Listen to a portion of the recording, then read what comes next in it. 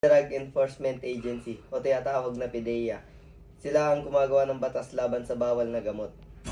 Applicable legal basis. For 30 years, the implementation of Republic Act No. 6425 or the Dangerous Drug Act of 1972 had been the backbone of the drug law enforcement system in the Philippines. Sa 30 years, yung Republic Act No. 6425, siya yung naging batas laban doon sa mga illegal na droga.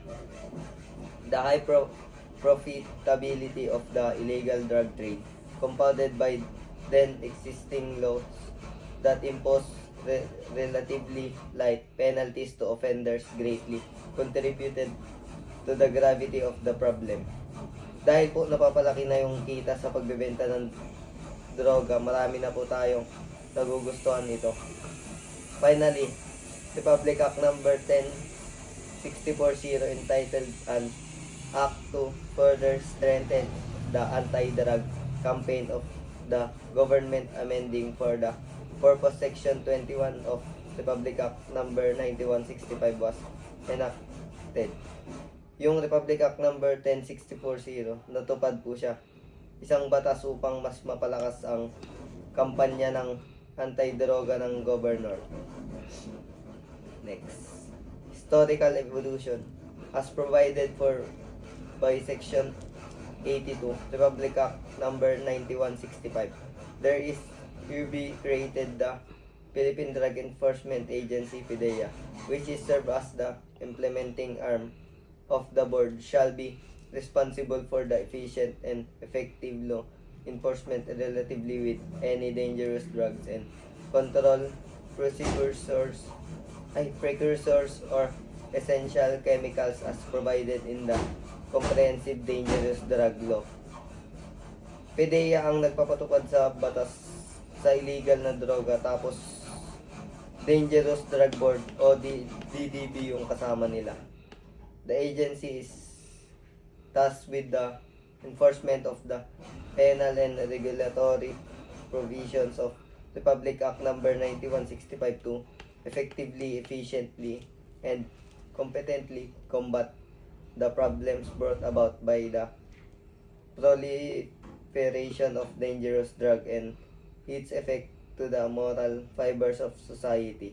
Ito yung gumagawa o sumusunod para matigil yung pagkalat ng droga. Vision, mission, and values. The vision of PDEA is stated as follows: by 2020, we are a highly credible and competent agency leading the citizenry for a drug-free country. The acronym PDEA on Buster's forehead not only speaks of PDEA as an agency, it also describes the vision and values. The vision of PDEA is stated as follows: by 2020, we are a highly credible and competent agency leading the citizenry for a drug-free country. The acronym PDEA on Buster's forehead not only speaks of PDEA as an agency, it also describes the characteristics that a drug buster must possess and in accordance with the agency core values. Professional, the PDEA is committed to act with integrity in the performance of duties, be proficient and reliable, and provide quality service to the stakeholders. Dynamic, the PDEA endeavors to be actively responsive with the changing trend and needs of agency. Excellence driven, the PDEA strives to exceed expectation and deliver results of the highest quality and accountable. The PDEA take full accountability and responsibility for all actions and conduct in a manners that would be the respect, trust, and confidence of the people. Noong 2020, sila yung nagsimula sa mga tao sa bansa na walang droga. Next. Power and duties.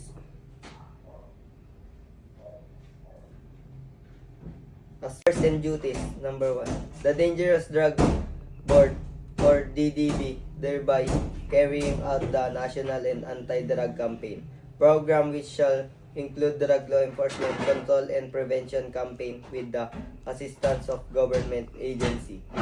pag-aresto. Ang Dangerous Drug Board o DDB dito ay nagsasagawa ng National and Anti-Drug Campaign Program na kasama sa tuloy ng mga ahensya ng gobyerno. Number 2, relative to the use, abuse of tracking of any dangerous drug or controlled precursors and essential chemicals as provided for in the Act and the provisions of PD number 1619. Pagtitinda ng droga. Number 3, administer o issues subpoena and subpoena duces tecum relative to the conduct of investigations involving the violation of the comprehensive dangerous drug law. Dito ginagawa yung mga investigation, arrest and apprehend as well as search all violators and size of confiscate. Aarestuhin yung mga gumagamit ng droga. Or, yun lang. Number 5, take charge and have custody of all dangerous drugs and controlled precursors or essential chemicals, say, confiscate or surrender to any national, provincial, or local law enforcement agency. Mga opisyal ang may karapatan. Number 6, establish forensic laboratories in each PNP office in every province and city. Pagtayo ng opisina para paglagyan ng mga ebidensya. Number 7, recommend to the Department of Justice or tinatawag na DOJ the forfeiture of properties and other assets of person or corporation found to be violating the provision of the Act in accordance with the pertinent provisions of the Anti-Money Laundering Act of 2001. Mga nasangkot sa droga, tungkulin ng DOJ or Department of Justice.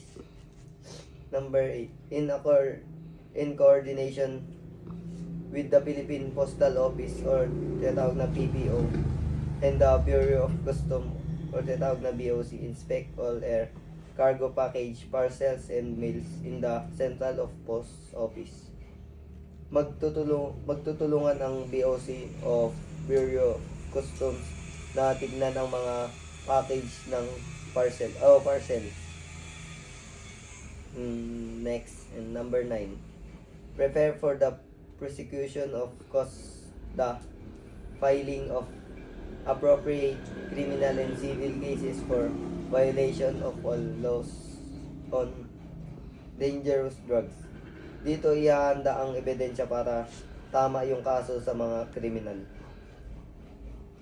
Number 10, conduct eradication programs to destroy wild or illegal growth of plants from which dangerous drugs may be extracted.